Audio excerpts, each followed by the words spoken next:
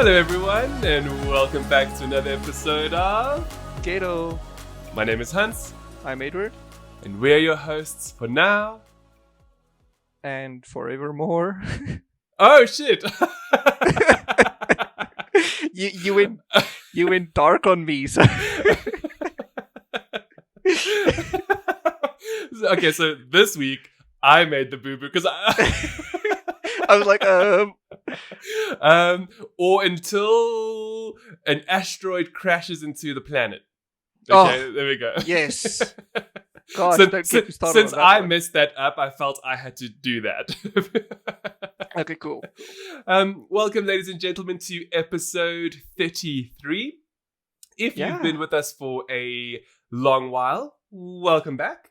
If this is your first time, welcome to one of the most entertaining variety podcasts on the internet, dealing with everything to do with gaming, entertainment, technology, and lifestyle, all wrapped up in a wonderful... Kiki loot box. Ah, perfect. That's fine. That's something. It's something. It's something. I wouldn't say it's the greatest, but hey, who am I to judge after my I think I mess? used it before. I was just going to say you've actually said it before, so well. it's fine. No worries. It's a loot boxes are you're doomed to repeat yourself if you keep buying them, right? That's like part and parcel of the whole like gambling mechanic. That's why there's like that huge issue in the EU. And wow, I'm already digressing, and we've just started. Yeah, don't we always? Okay, so to begin, as always, we're going to do some current previews, reviews, and a little bit of news thrown in for good measure, which will kind of just blur into the content sections. So so to kick off, the Comic-Con Africa online started this week. Yeah. And honestly speaking, does anybody really care? Not to be that person, but I mean, I've looked now. Both of us, right here, we've both looked at the international equivalents. Like there was that recent DC Fandom event, which was fantastic because it was produced in the States, which means they had access to tens and tens of stars. I almost wanted to say hundreds, but there were so many people that were involved and that took part and, chatted. And what was great about it was that it was one singular event.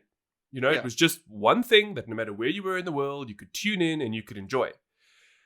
Conversely, we now have a separate, dedicated Comic-Con for just Africa.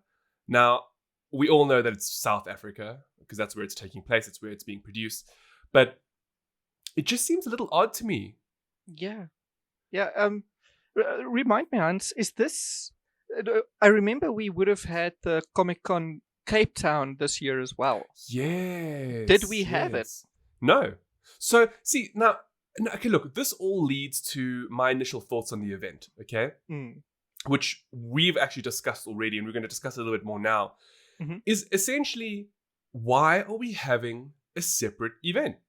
I mean, the San Diego Comic-Con, everybody could tune into. It was literally an online event that anybody could watch. So why are we having a dedicated one for South Africa? I don't get it. Exactly. But the thing is, anyone interested already saw everything from San Diego. Yeah, pretty much. So what is this one different than anything else? We have all the guest stars from international, from Hollywood, I guess. And no one else. Like, what makes this one unique? Look, perhaps it might be a focus on local talent. So I have seen that a lot of the lineup has to do with like local artists and local actors, and from that perspective, I think that's cool.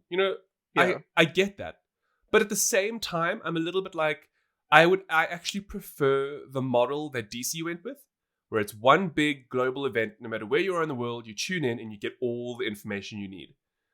I don't feel it's necessary to have all of these mini cons, where, you tune in and you just to see something from a completely local perspective. Because, exactly. I mean, I don't want to take away from those people because I think they're very talented and, they do deserve, some spotlight. But honestly, when people tune into these things, they want to see the Gal Gadots. They want to see the Henry Cavills. The Chris Hemsworths.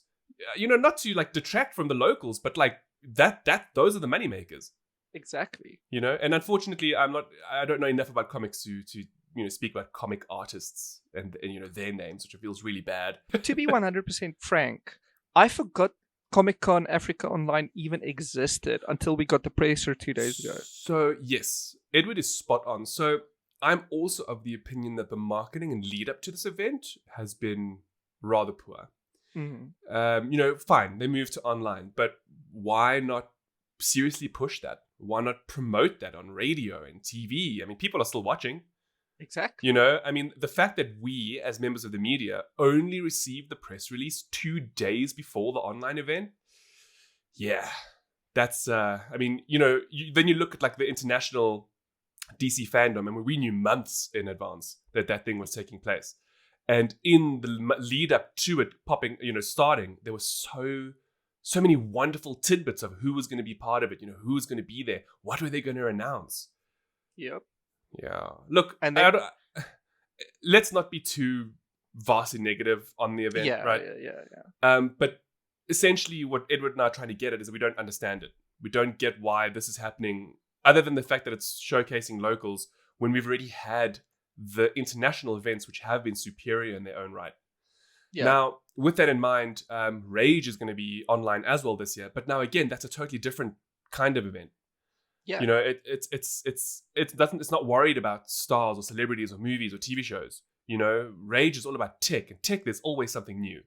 Like we are doing the bonus episode for PS5 and Xbox Series X. And, if you think about Rage, it's actually in the perfect time right now in order to capitalize on these new consoles and that. So, I actually am, from a South African perspective, really keen to see what Rage has to do.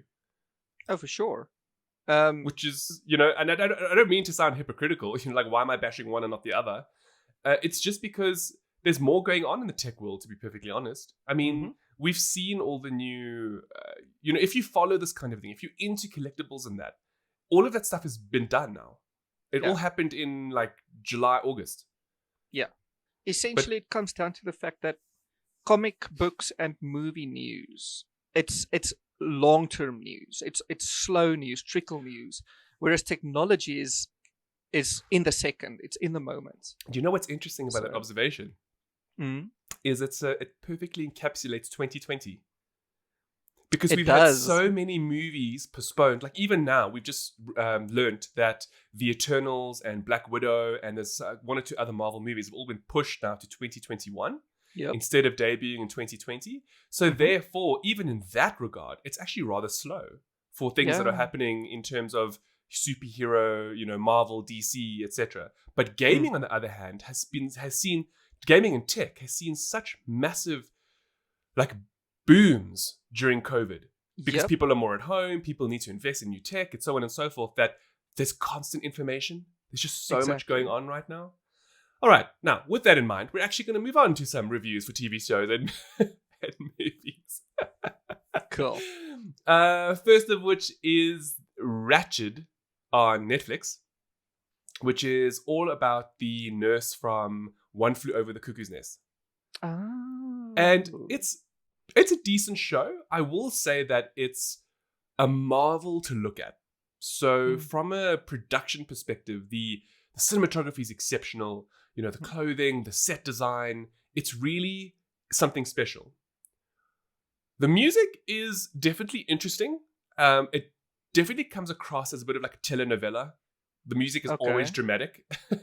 Yeah. There's no other way for me to really say it that way. But where the show really begins to fall apart is in the narrative. And this, for me, is very unfortunate because it's essentially a lot of style, but no substance. Now, my understanding is that the show is meant to be a prequel to One Flew Over the Cuckoo's Nest and Nurse Ratched from the movie. And it's meant to explore who she is, where she comes from, and why she is the way that she is in the film. Yeah. Unfortunately, you get very little of that in the first season. It's more about over-the-top drama than it is about actually developing Nurse Ratched as a character. And exactly. To me, it's disappointing in that respect. Yeah. I'm sure there'll be an audience for it. Like it's currently very highly rated, but I, honestly speaking, when we got to about episode 4, I was like done. I was like, I've seen everything I need to see, because it follows very cliched tropes. You know, like the twists and turns. You're like, oh well, I saw that coming. Oh well, that was obvious. You know, like the love interest and who's gonna die. And I mean, I'm not giving anything away by saying that, but like you watch it and you're like, well, you could, if you're an intelligent enough viewer, you will be able to piece together what's going on long before it even happens. So then you're just watching it play out because you already know what's going to happen, And when that happens, you lose a bit of the magic behind it. But more so, there's so many characters, right? And as I said, it's so over the top in terms of the drama that consistently happens. They just don't develop them enough. As I mentioned before, it's beautiful to look at. It is a beautifully shot show. But yeah, you finish the first season, you're left like with so many questions. I mean, even my mom, okay, and I adore my parents. Now, my mom, she does prefer this kind of a lighter, drama. She doesn't like sci-fi and action, okay? Yeah.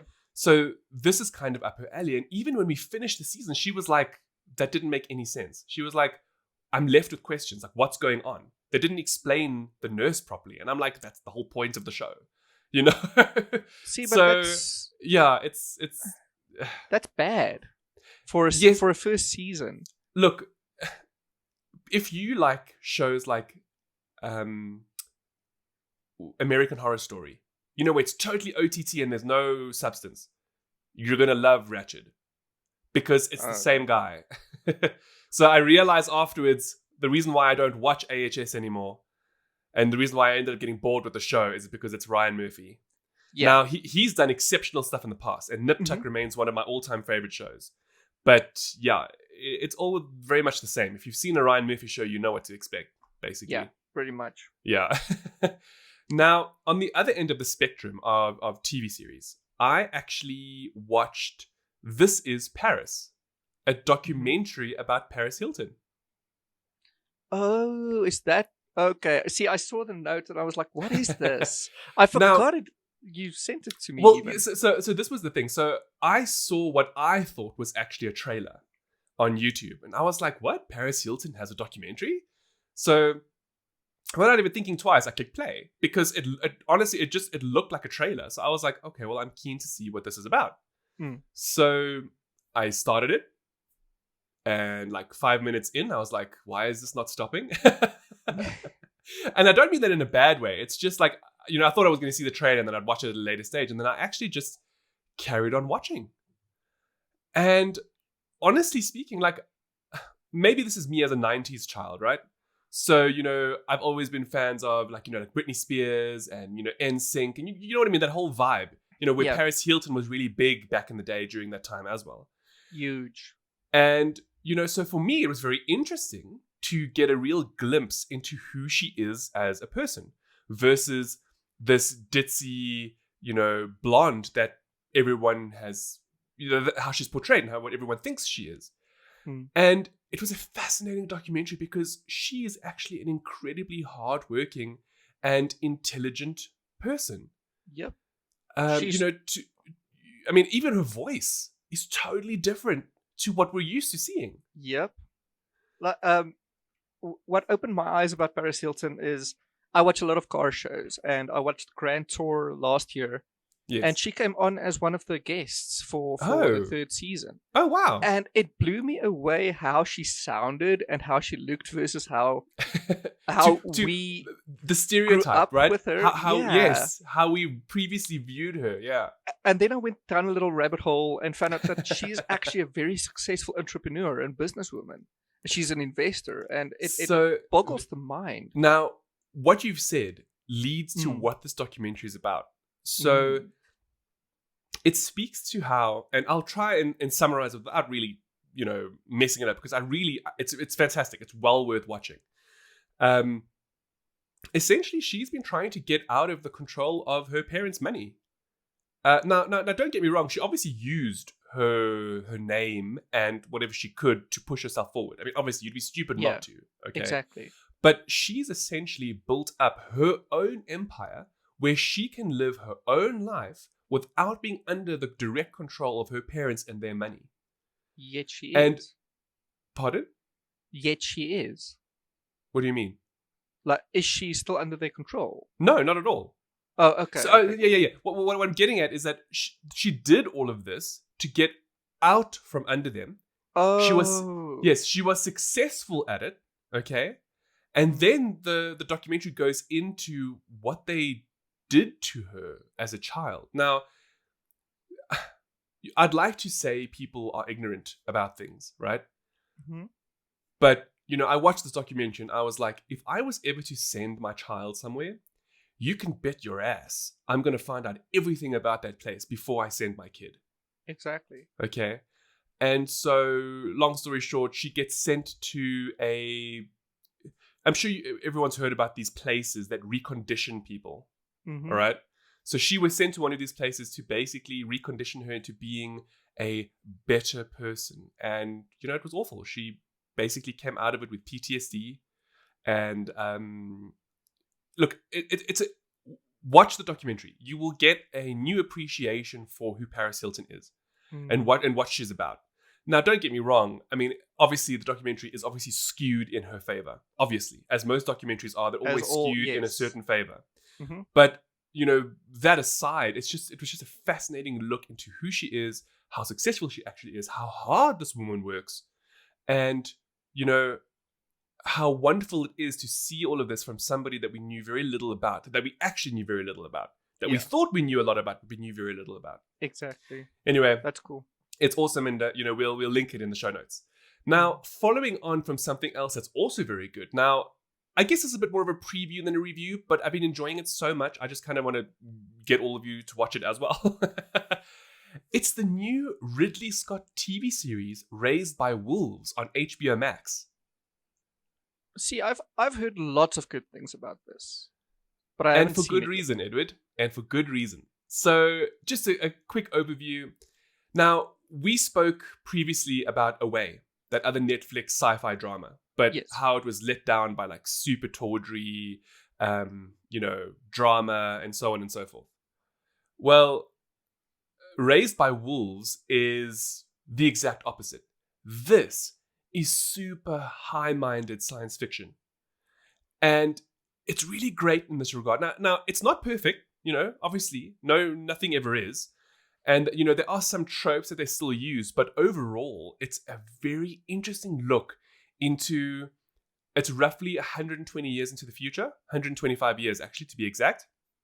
And what's happened is society has devolved into two separate factions. We have the super religious and we have the atheists. Now, they're both at war with each other. And what they essentially do is, because now the world is basically doomed and they're destroying everything, they both send arcs off into space to preserve the human race. Okay. Now, the atheists create a small light vessel powered with androids, whereas the religious do a huge, actually literally call it heaven, a ship, which is carrying thousands of people to, for life. But the people are in stasis, if that makes sense. So you can see the differences. Whereas the android one is all about developing humanity from technology. The atheist version versus the religious one, where they felt that people have to procreate the normal way, and so they put thousands of people in stasis pods. Anyway, long story short, they actually go to one of the planets that, if you actually look into real science today, Kepler 22b, which they science today thinks could be an equivalent Earth planet. Second Earth. Yep. Yes, that's the planet they actually land on, and then that's where the story starts. Oh. And it mainly takes place from the perspective of the atheist androids and how they bring up these children and so on and so forth. But I don't want to spoil too much or say too much more than that. But it is interesting how Ridley Scott uses glimpses from the past to explain what's happening in the current time and so on and so forth. And there's obviously more than what we're seeing in terms of Mother, the android that is bringing up these children in that. it's really fascinating. It's high-minded sci-fi. It Of sounds course, it's over the top to a degree. I mean, anything that's like, I mean, Aliens is over the top because of those Yeah, aliens. But what I mean is obviously. it's grounded in the sense of how The Expanse is grounded. So although it's like science fiction and it's not reality just yet, it's still grounded in some semblance of reality, and that's what I really like about it. Hmm. It So yeah, reminds me kind of Horizon Zero Dawn in a way. It sounds similar in that respect. Yes and no. Okay, cool. But let me not say much more than that. Yeah, I'll rather other watch. other than the fact that if you're interested in really good, high-minded sci-fi, with just a little bit of an over-the-top spin, Raised by Wolves is good. It's worth watching. It is very slow, I will say that much. So it does take time for the development of the characters and the story. But I mean, I guess any good show is like that. Yeah. On to video games, Edward. You've been Yes. reviewing Paper Mario Origami King?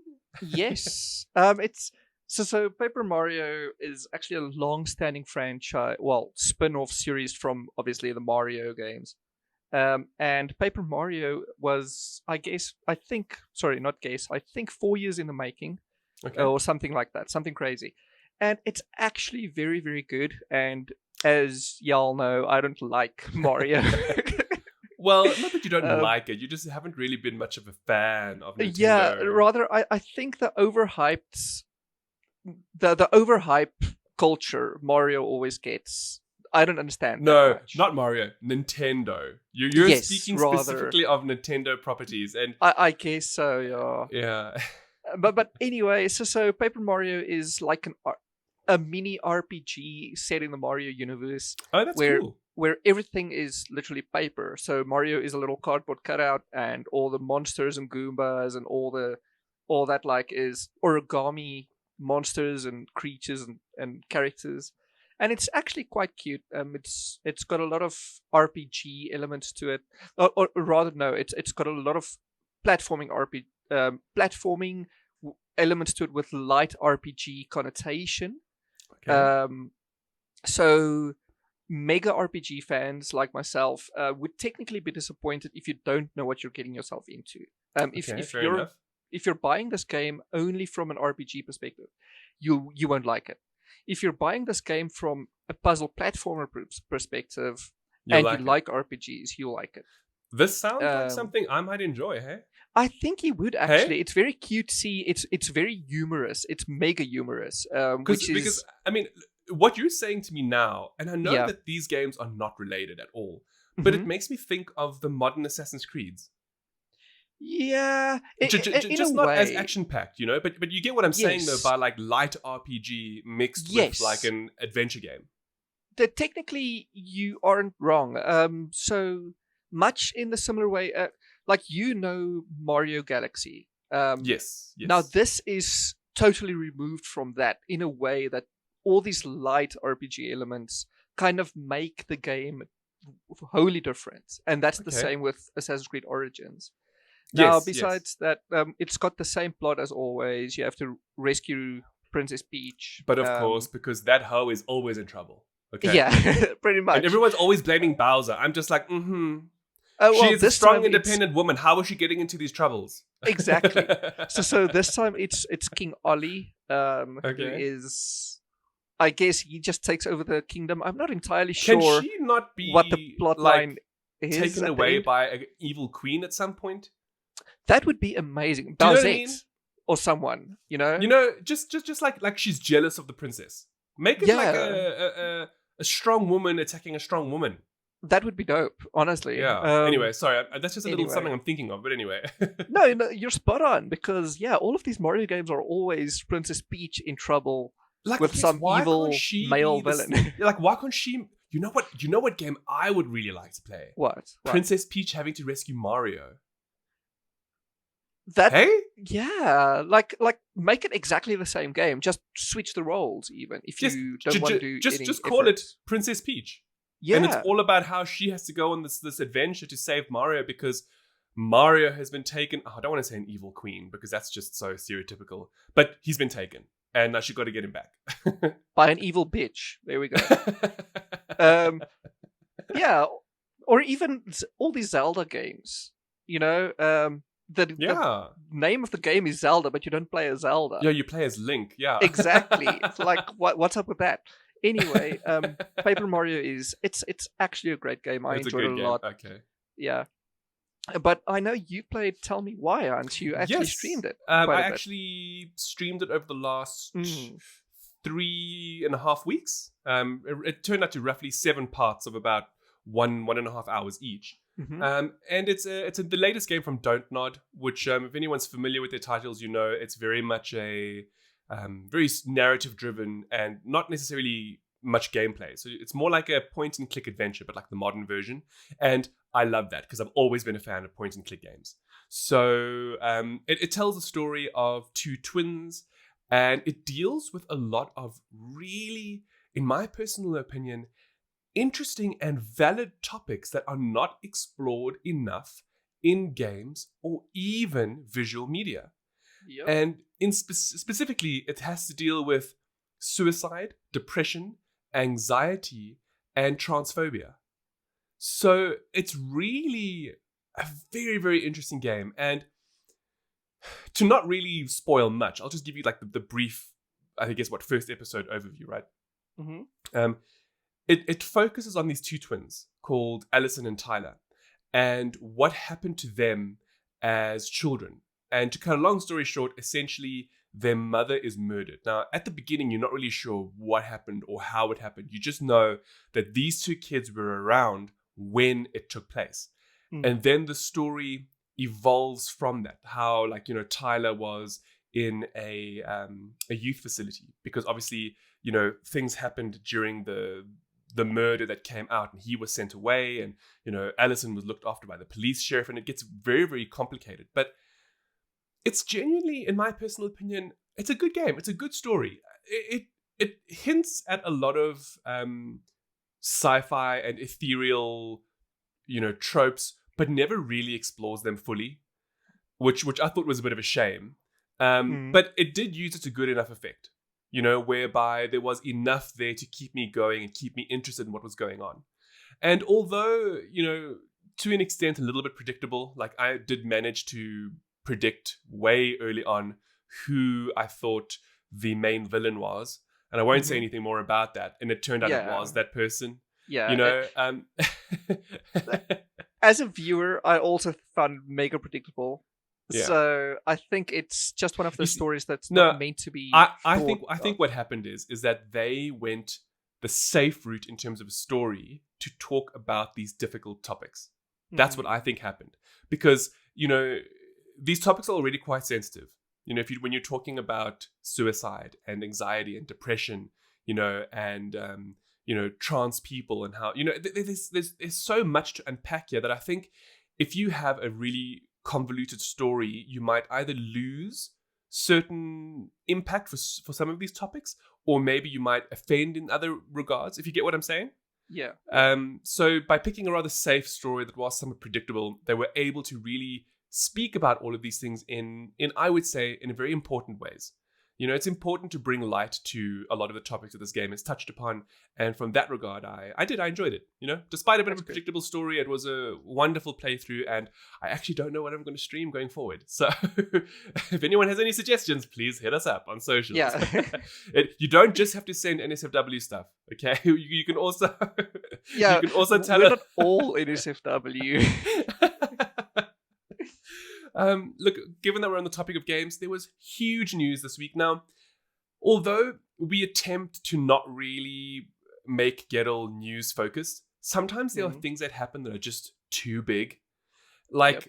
This is going to go down in history as one of the biggest gaming... What do I want to say? Not even a showdown. Upsets. Yeah, okay, well, if you want to call it an upset. It's just massive. And simply put, Microsoft has purchased ZENIMAX Media. Now, for some of you out there listening, you might be like, what the hell is ZENIMAX Media?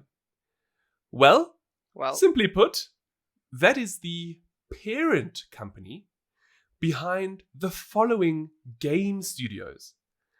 And that is Bethesda, id Software, Arcane, Tango, Machine Games, AlphaDog, Roundhouse, and a whole lot of other affiliates around the world. Yep. And if some of these sound familiar, there's good reason. Very good reason. Hey, Edward, just give us a rough list of the franchises that are now part of this deal. Okay, so number 1, Elder Scrolls. That's the biggest. Yes. That's the one everyone's speaking about. Then there is Fallout. There also is another Doom, massive one. And Dishonored. Doom. They're all big. I mean, but also, I want to be like, but there's that. But they're all huge franchises. They're massive. But also, get this. This means Microsoft is publishing PlayStation exclusives. Yes. At the moment. I can't think of both, but I know one's name is Deathloop, which is a game we've heard so much about now. And it's then made the by other Arcane one Studios. is, I think it's Tokyo Nightwire or something that. like that. There we go. Yeah. Yes, It's Yeah, so it's weird. It makes this a super weird, massive acquisition. Just huge. I mean, Microsoft spent, and this is the thing, $7.5 billion on this acquisition. Now, to put that in a little bit of a perspective, okay, Disney acquired Marvel for $4 billion and then Star Wars for $4 billion. Yeah. And those are huge franchises. So now, like, if you look at that and you think of that, Microsoft basically spent the same amount on one company. Okay, granted, they're absolutely massive studios underneath this parent company. Okay, so it's not like these are small things. I mean, Doom is huge. Yeah, Fallout is massive. Elder Scrolls is otherworldly. I mean, if you don't know about Elder Scrolls, are you even a gamer? Okay. Yeah. So, these things are huge. And, there's been a lot of talk online about it. Now, Edward and I are not going to delve too deeply into that right now because we actually have scheduled a time for the bonus episode. So if you are interested in hearing more of our thoughts on this acquisition, definitely look out for it. It'll be coming fairly soon. Hey, Ed? Yeah, actually this time. Officially. for real this time, because enough information has come out now. We've got the release dates, we've got the specs of the machines. Granted, there will always be new news, but it's time now where we can actually sit and talk about everything. Exactly. Whether it's the bait and switches, which we've mentioned before in previous episodes, or if it's come to that incredible value that they offer. Mm-hmm. Time has come where we can actually sit and talk for a good length of time. So, I mean, I actually don't want to end. I actually want to keep speaking about this because it's absolutely incredible. But, but yeah, we're going to save that for a proper conversation where we aren't limited by time or the other glorious content that we know you're here for. So with that in mind, Edward, I have to ask: have you ever used a stripper pole? I've used not a stripper pole, no. and this is not even the NSFW section yet. No, I have not used one myself. I've seen one, I've been near one, I've touched one, I've never used one. Oh, of course you have. Okay, anyway. Right, now, stripper poles in mind. Everyone is familiar with a fireman's pole. And I mean the legitimate thing built in the building, not what a fireman has between his legs or her legs, whatever. Gosh, we're not even at the NSFW, as I mentioned. Anyway, I came across a super interesting fact about fire poles in firehouses and why they were implemented. Just out of curiosity, actually, have you read ahead or not? I've only read the notes you put here because I can't help myself. Okay, well, I was actually going to ask you if what you thought they would be for, but rather, let me pose the question to our listeners. Where do you think, or why do you think, the fire pole was developed? Well, just think about that for a second, To be fair, before I read ahead, I always thought they were just for getting the firefighters to the engine speedily. You mean faster, so they were made for speed. Is that your... Yes, that was my original thought all these years, and thanks to Hollywood. So, that is actually part of the reason why fire poles exist. But do you want to know the actual reason? Enlighten us, Hans. It has to do with horses. So... Okay. Way back in the 1800s, before the invention of the mechanical, combustion engine and so on and so forth in vehicles, fire engines were pulled by horses. Everything was horse-powered. Yeah. So fire stations naturally then held horses. So what actually ended up happening is that back in the day, when firemen would go upstairs to cook their food and, obviously stay in the station, the horses would smell the food and want to eat it. So they would climb up the stairs. So to combat this, they developed a spiral staircase that horses couldn't obviously climb up. Yeah. Now, a downside to the spiral staircase is that obviously that made the firemen a lot slower to responding to fires, because obviously it's a spiral staircase. It takes time. Yeah. So to counteract this, a gentleman by the name of David Kenyon started installing fire poles from 1878. And that's how we have fire poles to this day. I wonder where he got that idea. I don't know. I think he just looked at it and he was like, what is a quicker way of getting the firemen down once they've gone up the spiral staircase? And it was very much, well, just slide down. And then that way, it kept the horses at bay and allowed the firemen to respond quickly. Okay, that's... We're not at the NSFW section yet, Edward. No, I'm just making a few connections here that I want to research afterwards. Oh, yes. I'll let you know about the results in next week's episode, because I'm making a few connections here. Okay. So do you want to say them now, or do you want to wait? It's all assumptions at this point in time. So, okay, cool. Yeah. Then we can. Okay. Now, as most of you know, being a fireman is dangerous. Yeah. Well, I have to ask you this question, Edward. But again, you always read ahead, so I don't know if this is worthy for you. But okay. Who do you think some of the most dangerous actors in Hollywood are? See, this is funny because before you and I did the prep this morning, I always thought Kiefer Sutherland held the highest body count for television. I never thought about movies. Okay, so you're skipping a little bit ahead. So what we're going to talk about next actually is only to do with movies. So you might still be right. You might still be very much right. Actually, make a note of it so we can actually look it up and possibly speak about it in a future episode, because what we're going to talk about now, I thought was incredible. I mean, it's just one of those fun things that, you're so glad somebody on the internet decided to go and look into it. Someone with too much time. Yes, exactly. Now, all this information comes from a website called Movies for Men, which, what a terrible name, because movies are for everybody. Anyway. That aged well. Yeah, it aged like milk. So they analyzed 350 films, and in so doing, they looked at which action stars were the deadliest of the bunch. Now, they had a couple of criteria. Now, of course, this is not scientific by any means, okay? But they essentially said that, look, we're going to look at these films and we're only going to look at stars or action actors who've starred in 10 or more films. And I mean, that's reasonable. That makes sense, And so they went and they looked at 350 films and they made a top 10 list of the deadliest action heroes currently available on the silver screen. That's cool. Now, of course, there are a lot of favorites on this list, with number 10 being Nicolas Cage at 570 kills. Yeah. No doubt Con Air, etc., etc. Yeah, exactly. Followed by one of my favorite vampires, Ed. Do you know who it is? Wesley Snipes. Yes. He played Blade. I'm immediately just thinking of that trance track. It's so good. That I know, heavy right? bass, heavy house track, yeah. But every time I think about heavy bass and track, I just see gore and blood in my head because of that movie.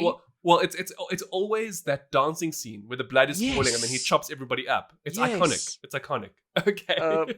And then this is followed by somebody I never thought in a million years would be on this list, honestly speaking. Kevin Costner. Yes, I bodyguard. never thought so as well. Wow. With 670 kills. Jeez. Like, whoa. Like, Kevin Costner's a badass. Who knew? Yeah, evidently. He wasn't just Whitney Houston's love interest. He was actually... Yeah, he wasn't just that guy. or the Waterworld guy, right? He's actually like a genuine, like, badass. So that was... Now, then, of course, the following is Jason Statham. I mean, everybody knows him. He's a mean guy all the time. in like all the shows that you watch him, right? And then that's followed by one of our favorite lisping bodybuilders, Edwin. Sylvester Stallone. Yes. which we all know is Arnold Schwarzenegger's biggest foe. Or Yeah. not foe, what's the word? Competitor? Yes. Arch nemesis? Arch nemesis, that's it. That's There the we word I was go. looking Okay. for. And so basically Stallone comes in with 786, which is that's It's huge. Yeah, that's It's a all big the amount. Rambo movies. Yes. And also, well, yes. And, well, he didn't kill anybody in Rocky, unless you count Dolph Lundgren, who got Yeah, his that's ass I was got about smacked. to say. I think he did. And then Stallone is followed by, and I also didn't expect this actor, Chow Yun-fat. Yeah. 810. That's surprising. That's mega Hey? surprising. Now, to be fair, I Yeah. haven't seen a lot of Chow Yun-fat's movies, but Well, I did for a not while, know a long he has while. this huge of a body count. Well, he's deadly. His hands are deadly. Essentially. And that's followed by Arnold Schwarzenegger. Oh, the man get to the himself. chopper. Yeah. Predator, I'll be back. Terminator, the look, Last Action Hero. I'm actually surprised that he wasn't further up on the list. Yes. He's only coming at number 4. So like, when I saw that, I was like, what? He's not the top 3? So who the heck is in the top 3? Well, I'll have you know, 2 of those are also the indisposables or whatever they're called. Okay. Dolph Lundgren in number 3 for Oh, 919 you see, so kills. Stallone may have won against him in a battle of fisticuffs, but in terms of action heroes, not in the battle of on-screen kills. It's because he used to do like oh no, that was I wanted to say kickboxer, but I think that was Van Damme. I don't know. I'm surprised he's not on this list, by the way. Yes, and then you're second right. place is Jet Li with just over 1,000 kills. 1,000 kills. That's but look, massive. Jet Li is phenomenal. I mean, Yeah. he hasn't starred in movies in a long time, but honestly, the speed at which he moved, and in the films that he was in, I'm not surprised that his body count is that high. It's phenomenal. But the thing that surprises me the most, Mm-hmm. and this has got nothing to do with her sex, okay? Because I think it's fantastic that she's the only woman on this list. Yep. All right. Actually, no, it's not fantastic. We need more women killing more people. All right. Let me rather say that first. But it is fantastic nonetheless. But yes, it's fantastic that this right-on woman badass is number 1 with the most kills of any action hero in the 350 movies that were analyzed. And it is someone from one of your favorite franchises. Hey, Ed? One of my all-time based franchises ever of all time. Watch it. Actually don't, but yeah. Okay, well, come on. Okay, wait. Before we say who it is, Yeah. I'm going to give a hint. Multipass. Multipass. I didn't understand that reference. Okay. Say who it is, and then I'll get to it. Okay. It's Mila Jovovich. Yes, with from the Fifth Element, 1,000 Edwin. Sorry? From the Fifth Element. Multipass. Oh my gosh. Now I'm embarrassed. I didn't even make that connection. So, where's Bruce Willis? I mean, Right? where's Mr. Die Hard? Exactly. Where's Bruce Wow. Willis? Where's Van Damme? Where is Where's well, Keanu no, Reeves? That's it. That's the one. I wanted to say Nicolas Cage, Or and I even- remembered he even, was on this list. Tom Cruise. Hey? I didn't even think about Tom Cruise at all. James Bond. No, there's been so many. No, anyway. No, there are 20 James Bonds. Anyway, so- how many Mila Jovoviches? I mean, So- how many has she killed? one Mila Jovovich, and she's killed 1,296 Jeez. bodies over. You said in brackets across 6 Resident Evil films. Is that Yes, only so- in these films? No. So I'm okay. assuming she has killed in other films, but Okay, they're cool, saying cool. that that's the majority of the deaths come Yeah, from I would- the Resident I would Evil assume so. movies. I mean, But she that's nuked a incredible. bunch of zombies. The in deadliest one. action hero is Mila That's Jovovich amazing. Multipass. That's You know? super amazing. I love The Fifth Element. That's such an amazing movie. Sorry, I maybe there was a bit of an odd reference, but like, No, I love The Fifth Element, but I've seen it so long ago. It's actually time for a it's a rewatch. very, very old film, but Yeah. it's iconic. Yeah. You know, there were so many amazing sort of scientific, not science, I mean sci-fi elements to it that I wish they actually Yes. explored more. Yeah. You know, like the whole like alien thing, how special she was, etc., etc. Yeah. But we never did get a sequel. Not that it needs it, but anyway. I would like a sequel though. But it's got to have Miller then, hey? I don't want any other hoe playing her as the role. In the same style as the new Blade Runner movie, though. No, not aesthetically wise. I mean, like it's like a sequel, but also not. Oh, I see what you're saying. Yes.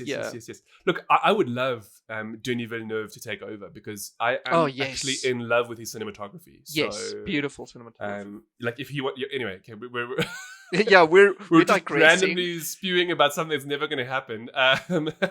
Well, maybe, Hans, there is a universe where this is a reality.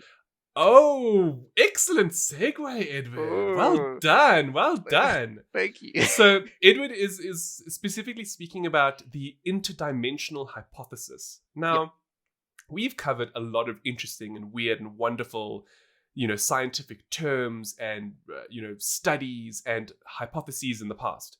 Now, this one in particular actually relates to unidentified flying objects. And to try and simplify it as much as possible, it's essentially saying that the UFOs we see today are not actually from our dimensional, and that they actually come from other dimensions which are concurrently crossing with our current one, and they believe through the interdimensional hypothesis that this is exclusive to Earth, which in itself is a bit limiting in my opinion, because I'd like to think that multiple universes are throughout space and time. It's not just to Earth.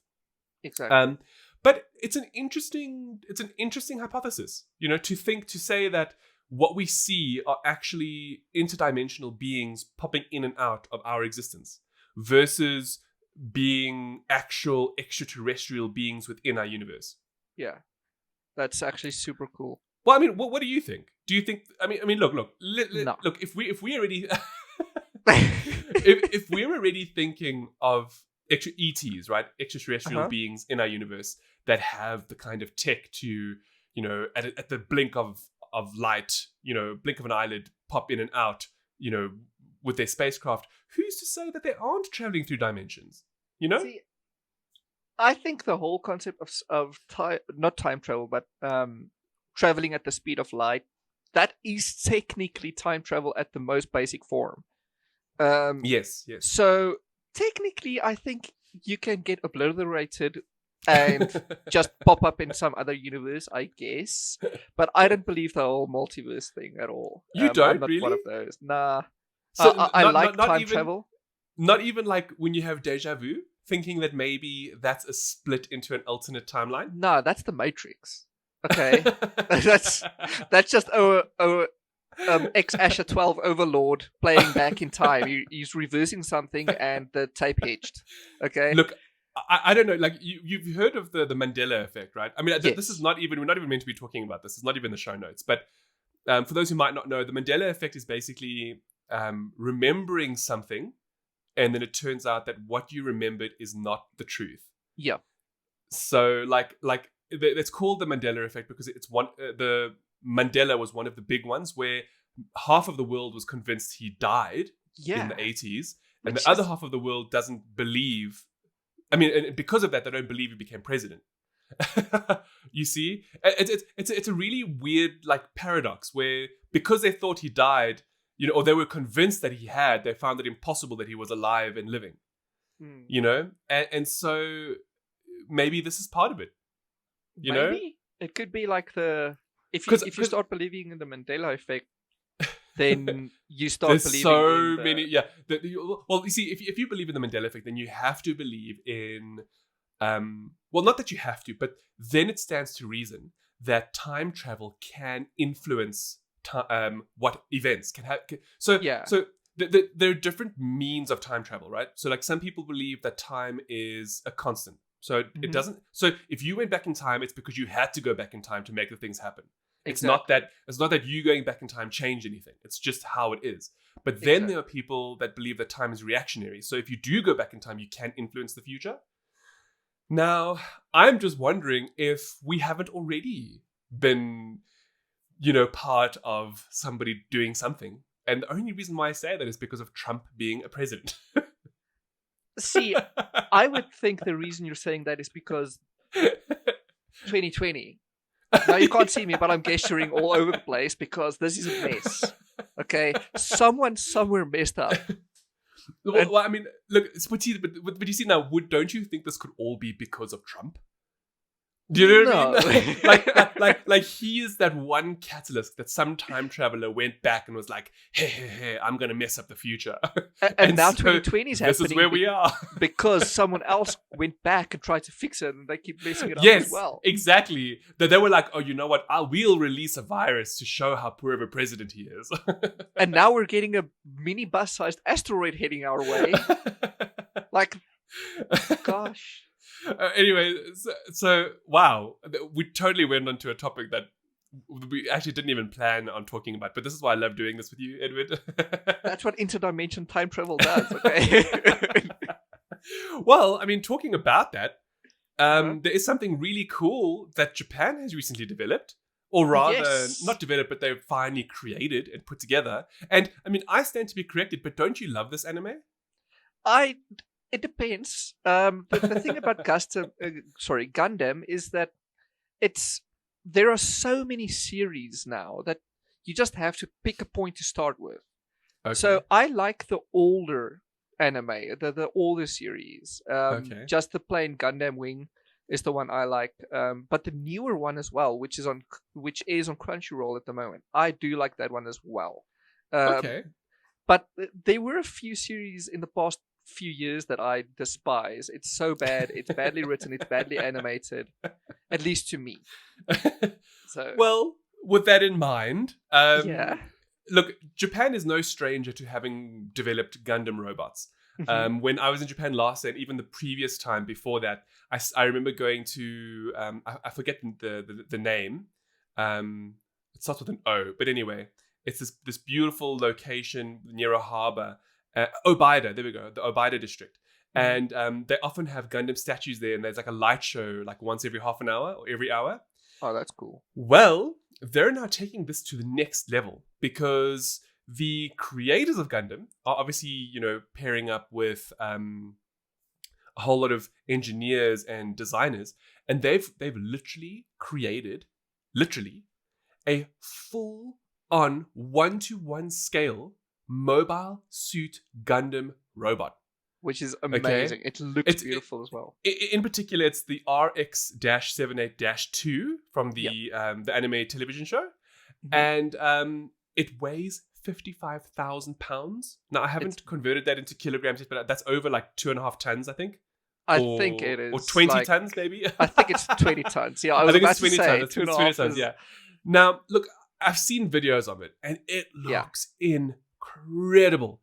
Now, at first, when I learned about it, I thought that it was a full-on autonomous robot, as in this thing was now walking like an Evangelion, with a single cable attached, and it's like moving around. Yeah. It's not. It's actually basically like a giant puppet. So it's on huge machinery that it's connected to, but it allows it to have full range of motion. So this thing can take a knee, it can bow, it can move its arms, it even has articulated fingers, so it can point and do like the OK sign. So it's a huge ass hot toy. It's what it is. Well, it's a huge ass puppet. An action figure. And it's incredible because it's been developed and built for the last 6 years. That's cool. Which is amazing. So look, it's 20 meters tall, which is 18 to be specific.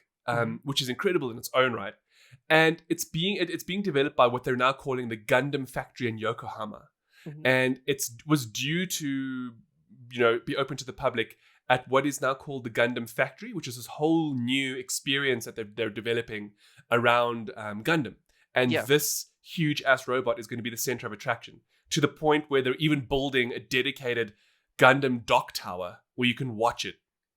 See, I know the factory, they have a lab, an academy, that they even have a huge satellite to show off to people, which is massive. So, yes. Well, who knows, right? Maybe, look, they always say how like movies and TV shows sort of predict the future. Kind of like how they've said that Iron Man is going to predict the future of the military, right? So who knows? Maybe these advances in these robots are going to propel us to further exploring the universe and planets. Yeah. You know, like Very maybe well. seeing, like, you know, on what we spoke about last week, like maybe is there really water on the moon, or Oh, maybe you know, water on Europa, one of the moons of Jupiter. You know, Well, it seems like they Dunno. very well could be. That's the thing. Going on that, by the way, Hans. Water on Europa specifically. It seems like scientists have found that Europa is shooting plumes of the stuff actively. Well, I mean, look, they're hypothesizing it at the moment, and it comes on to what you actually added to the notes last week, where you were talking about Mars, right? And how it looks like it has these like striations on it. Yes. So they're assuming that Europa now, actually, it's the same scenario. And the long story short of this is that because Europa has this, they're now hypothesizing that our moon has it. As in, our moon harbors H2O. You know, now whether or not that's entirely true is, you know, it's up for debate. And I think that's why they want to go back to the moon. You know, I kind of feel like we should have gone back years ago. I don't know why it's taken them this long. They should explore unless, you know, dark the side secret of the moon. UFO base exactly on the dark side of the moon. Because I bet there's something. Okay, sorry, but I do. I would like to look. I do know that the scientists are actually currently in the process of wanting to build a telescope on the dark side, because currently when we view space, there's a lot of interference, radio interference. So they want to build not only a telescope but also a giant radio antenna, so that they can actually observe deep space without the interference produced by Earth. Mm-hmm. And they want to do that on the dark side. Sorry, that's just a little random tidbit of No, that's information. gonna be cool. That's gonna be which is dope. really, really awesome. Now, speaking of planets and the actual content, Yeah, let's not diverge again. they discovered a pie planet. Which might sound weird, but we mean the mathematical pi and not an actual pie. Well, I Which mean, is also possible. I would dig a pie planet, though. Yeah, like a cottage pie planet. Imagine that. Anyway, we're not going to speak too much about it, but long story short, scientists have actually discovered this planet, which is roughly the same size as Earth. And this is the most incredible... You know, we've spoken about the golden ratio before on Gettle, and how, you know, if it influences the way you look and how things happen and so on and so forth. What is fascinating with that is what I'm about to tell you next. And that is that this planet revolves around its sun exactly every 3.14 days. Y'all, that be pi, the mathematical number. Pi. Okay? Literally. Literally pi. Now, bear in mind, it's not like if you expand upon the decimal places, it's not exact, obviously. But the fact that it even is 3.14 for a planet that's the size of Earth somewhere in our galaxy is just, it blows the mind. Yeah. According to scientists as well, it revolves around its sun at 181,000 miles per hour, which is 291,291 kilometers per hour. So even that number is amazing. Yeah, even that literally revolves around itself. It's cool. It's very, very cool. It's fascinating, you know, and it's just one of these really cool, you know, scientific discoveries where you're like, what? How? You know, maths. That's how. The thing is, like, it shouldn't be mega surprising considering everything. Maths is everything. Is math related to science? Is a meme that happened a few years ago now, thanks to Katy Perry. And it literally is, and everything can be explained by and maths. You know that it's the only universal language, right? Exactly. Mathematics. It's the only. It's numbers. That's it. You know, ancient Egyptians were using maths to build stuff. You know, thanks to the alien overlords. Actually, almost all of the ancient civilizations, hey? Exactly. Yeah, it's actually incredible. Now we're going to move on to something a little bit more. Boom, boom, boom. NSFW. I don't even know why I always have to sing that. Not that I can sing. We do have a jingle. Because exactly, we have the jingle. So Not quite as NSFW as what's coming No, up. well, we were starting but- off tame. Okay, we're getting there. We're getting there. Yeah. So speaking of space and Uranus and bi-planets, did you know that just Oh my last gosh, year? I just thought of a cream pie planet. Well, that could very much be a thing. I'm sorry. Technically. When you just said that now. Okay, anyway. Anyway, so in 2014, so going back the same year as they started the Gundam, Yeah. BioWare released a tweet saying, "Hey, you can now get your very own Garrus Vicarian body pillow." Oh, Now- hey Garrus, what's up? Yeah, like sup, you my waifu now. So the thing is, this was an April Fool's joke for Yeah. 4 years until last year, which BioWare decided to partner with Jinx and finally release the body pillow for real for all them Oh, horny that is Mass Effect awesome. fans out there. okay, but no, hold on. Just Yeah. some real talk, okay? Yeah. Before we lost our home, right? Uh-huh. I used to sleep with 2 6-foot-long pillows. Okay. Did you know But- that? I knew you had pillows. I didn't have fancy pillows. like they didn't have any interesting pillowcases. Any if anime anybody's waifu wondering. on them. No. But honestly speaking though, they're the most incredible pillows to sleep with. Yeah. You know, because you can keep like one like under your head, and then you sort of go into that like baby prone position on your side. Yes. And then you put it between your legs, and it's just so comfortable. Really. Yeah, because especially if they're made for that kind of thing. Yes. Now the pillow. Well, I the mean, this is what pillows I've basically what I'm seen- saying is that yes, I would like a Garrus pillow to sleep with. If they made it in Liara's variant, fine. I'll get one as well. Oh no! Wait. What is the name of the dark-haired protagonist from? I think it was Mass Effect 3. Mass Effect 3, the dark-haired protagonist. Yes, Yvonne Strahovski's character. Oh no, Mass Effect 2. That Is is Mass Effect 2? But Oh her. wow! I want forgot her. I want her as a pillow. Yeah. I'm running a blank. See, fine, Liara is it's my cool. waifu, so I don't know. Anyway, so up until the beginning of this year, BioWare still sold this pillow. But that's and then good. Just before the pandemic hit, they started removing stock from the store. Oh, why? I don't know. All you can get now is clearance sale hoodies. Uh, So yeah, that sounds like a missed opportunity to me. That's what I think as well.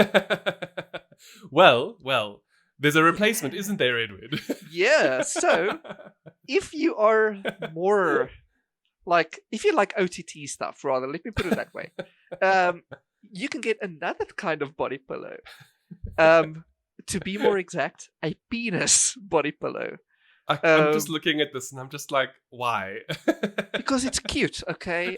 I'd get myself one. I would rather have a yonic pillow. Listen, I googled for that and you can't find much. There isn't any out there. A pillow that I can just lose myself into. Actually, when I googled Anyway. when I googled vagina pillow, the top result was vagina pillow with holes. Now I'm just thinking, who's googling this? Why You is this in my evidently. autocorrect? Not autocorrect, autofill. It's weird. Anyway, carrying on with It's not weird. It's totally obvious. Think about it. What do you normally do with a vag? but You why a insert things pillow? into it. Why a pillow though? Because it's cheaper than a sex doll. Anyway. So this penis pillow is called PIERRE, the penis pillow. Okay. And it comes in 3 sizes. Now, Of course it does. the one you see in the image, the one you were looking at, is the jumbo PIERRE penis. Now, well, it also is there any comes, other size, Edward? Yes, it also comes in a mini, the world's smallest PIERRE the penis is what it's called. It's like a little soft toy more than anything else. And then the medium-sized one is just PIERRE the penis pillow, and it's actually very cute. How much are these? I think they retail for like $51, the jumbo one. And then That's the mini not- one that's is not so only bad. $7 or so. Yeah. Are we going to add this to our list of things to procure? No, not this one so much as the candles, because I want the candles and the incense. More than a pillow. More than a penis pillow. Yeah, it's just interesting news to know that this exists, and it looks mega awesome. It's great. It's so great.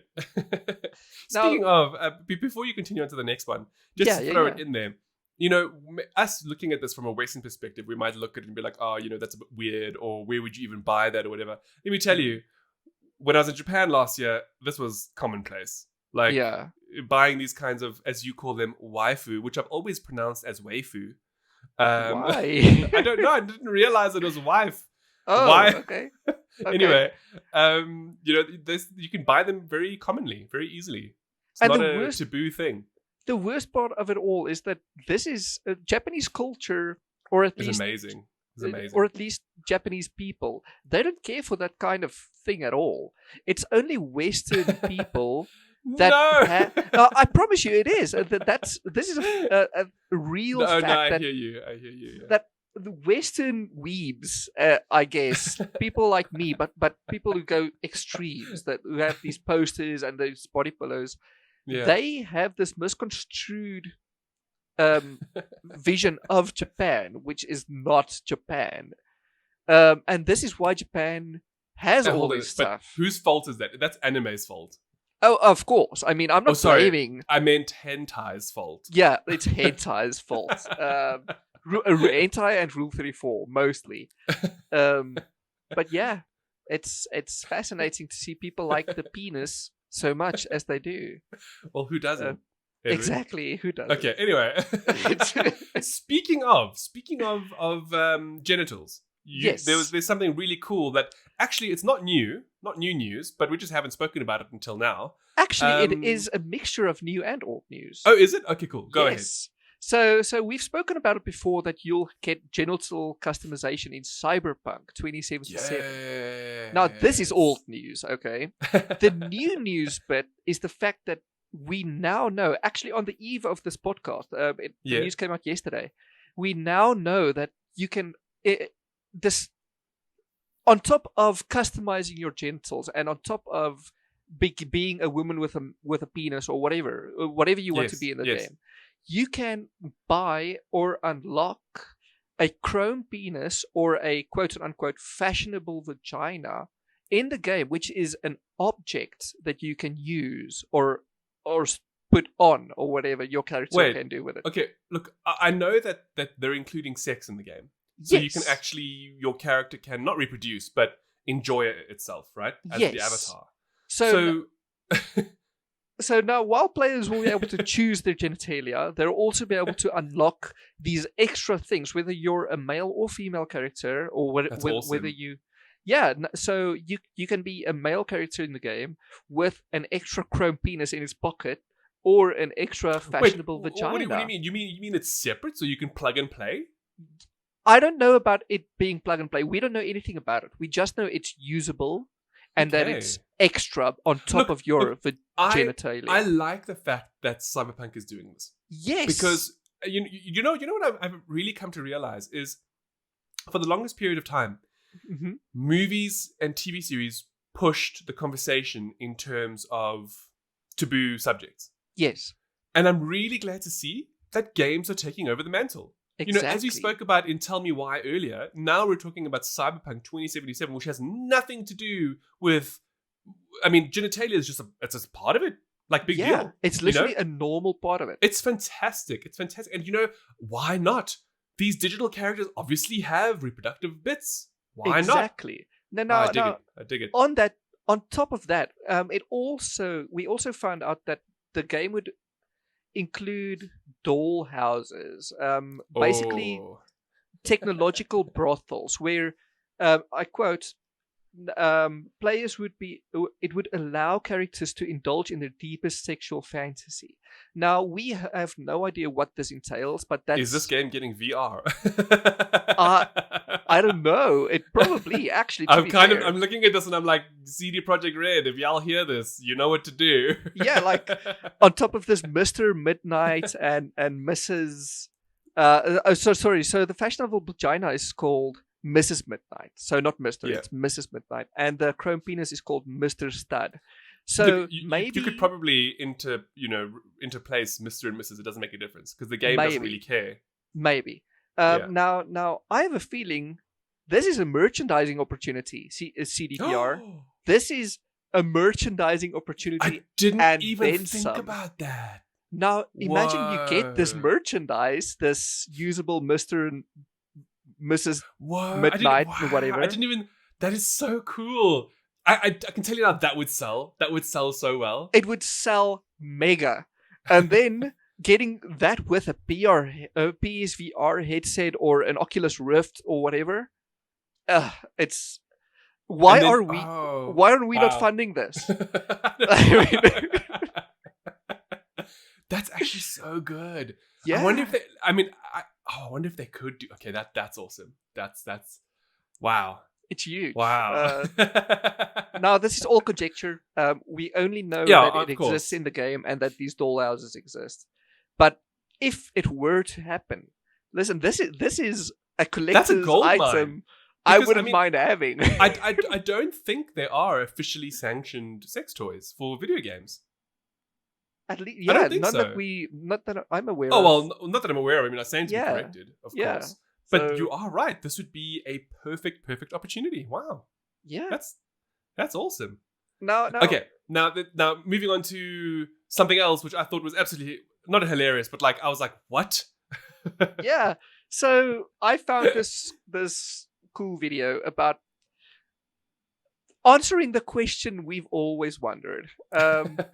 Do boobs drag you down? Literally, in terms of running.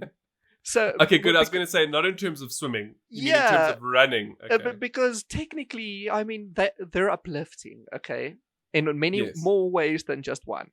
Now, women, is it a boon or a curse for women, especially women who run? Now, this video was sponsored by a sports bra retailer called Yeah. Booby Doo. And according to them, breasts can slow you down 12%. Now, On when you average. initially told me this, I was like, is that because of poor aerodynamics? Yeah, and no, and then it's you were not. like, no. It's actually because of weight and musculature. I get that. I really do. Because, Yeah. I mean, anyone who knows ladies who do run, they will all tell you, not even run, just in general gym, will tell you how unpleasant it is to have their breasts jump Just up and flop down. around. Yeah, it actually hurts, eh? Yeah, It actually I've heard causes it pain. hurts. Yes. Whereas, Now- like, for us, Well, we we don't feel anything. It just dangles Exactly. consistently, Unless whether you've you're got running like or mega sitting or boobs nothing. something. Yeah, exactly. So the thing is, they're UK based, and in the Yeah. UK, the average breast size is 36 double D, That is huge. which equates to about just over 1 kilogram of breast. Okay, but in all fairness, though, we also have to look at that with not a grain of salt, but they also have a very high degree of obesity in the UK. So Mhm. it's like if they're doing it as an average, that's because the average person is fatter. Yeah. Yeah. But mind you, in the video, this 36 double D breast, it equates to about just over 1 kilogram of extra flesh, extra muscle. Each or just in total? No, each. As far as I Well, know. 30, it's a great size. Yeah, so it's I'm sorry. yeah, I mean it is.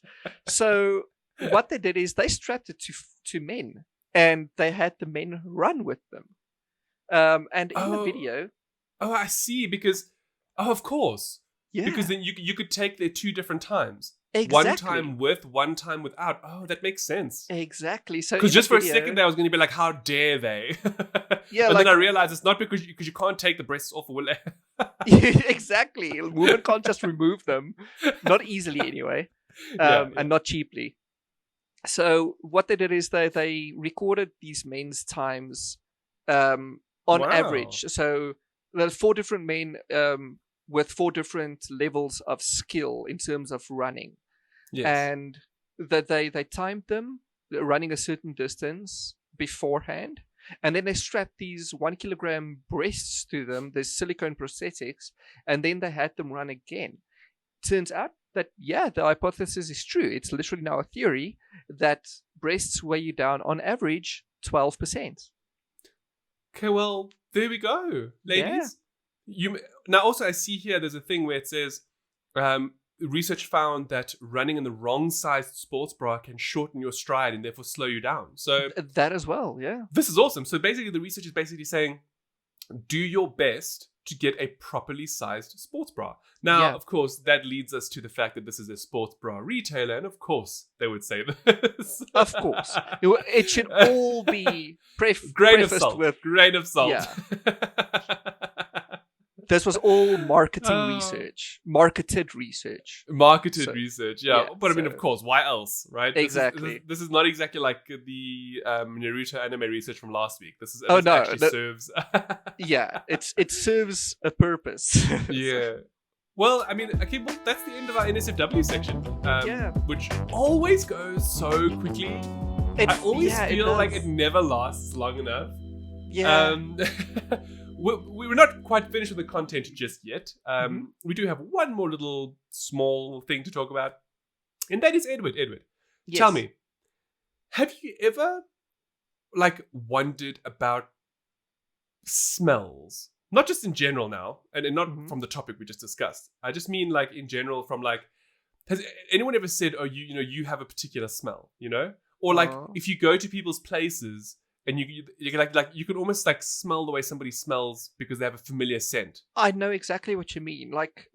Yeah. Going through high school, all your friends, they have different smells. If you go to their house, you know exactly what smell to expect because but to them they won't even. They'll be like, no, I don't have a smell.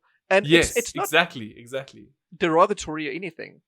It's no smell. It's also to put it in another perspective, it'd kind of be and again, teenage years, whatever the case is, where you're cooped up in your room doing goodness knows what. We actually some know, hookah but, or goodness something. knows what. Well, searching the topics we just discussed. That's what you're doing. And then a parent or somebody will walk in and be like, geez, open some windows. Yeah. Right? But you've now been sitting in there the whole time and you're like, no, everything's fine. Well, why does it smell like jizz? It's actually called olfactory fatigue, and it's essentially a they call it an evolutionary response to your olfactory, your smell receptors, basically adjusting to your scent and the smells around you to make them so that you don't smell them, so that when you do smell something, you're more alert to it. So it's actually like a safety response thing.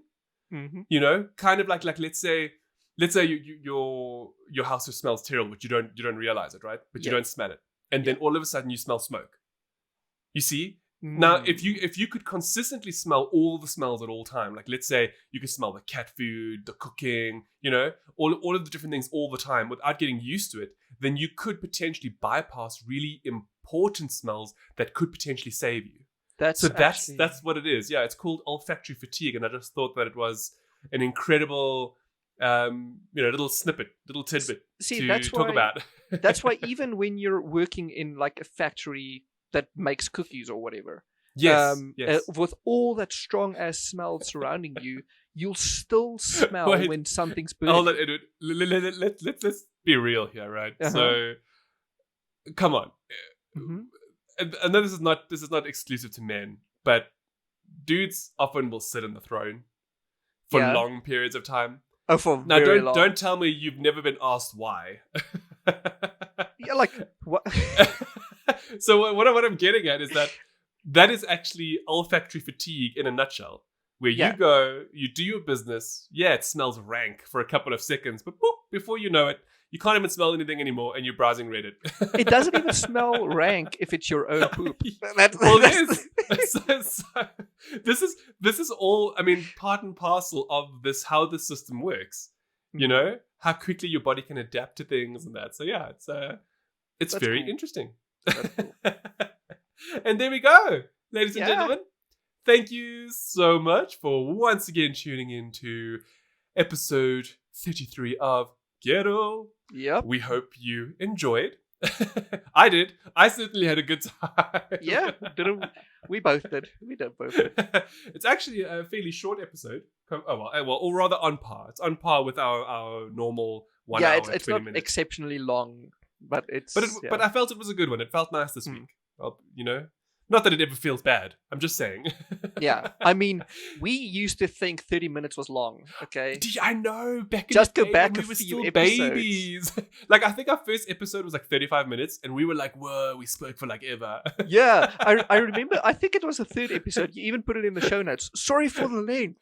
Like, whoa, this is long. And it was like 40 minutes. I'm like, And now we're like an hour 20, and we're like, damn it, we have to cut content. No, we're an hour 20, and we're like, oh, that NSFW segment went quick. Yeah. It's a bit of both, because like, I mean, if Edward and I could talk for like 3 hours, we totally would. Yeah. But like what we end up doing is we're like, no, we've heard feedback from you guys because we've asked a few times, what is too long, and most of you said 2 hours is too much. Yeah. And that most of you were actually really happy with about like hour 30, hour 20, hour 30. Yeah. So we do our best to sort of keep it to that time frame. Yeah. And so far so good. That's why But anyway. we have show notes, gentlemen, ladies and gentlemen. Well, I mean, listen to us now. Look how we're digressing and explaining. Exactly. We've been going on for 2 minutes already on nothing. Over nothing. After I really said goodbye. Gosh. Anyway, so that's the end of episode 33. Again, thank you so much to our long-time listeners as well as newer listeners or watchers. It's really, really good. Edward and I absolutely love this. And we look forward to seeing you all next week for episode 34. Yes. Ciao for now. Bye-bye.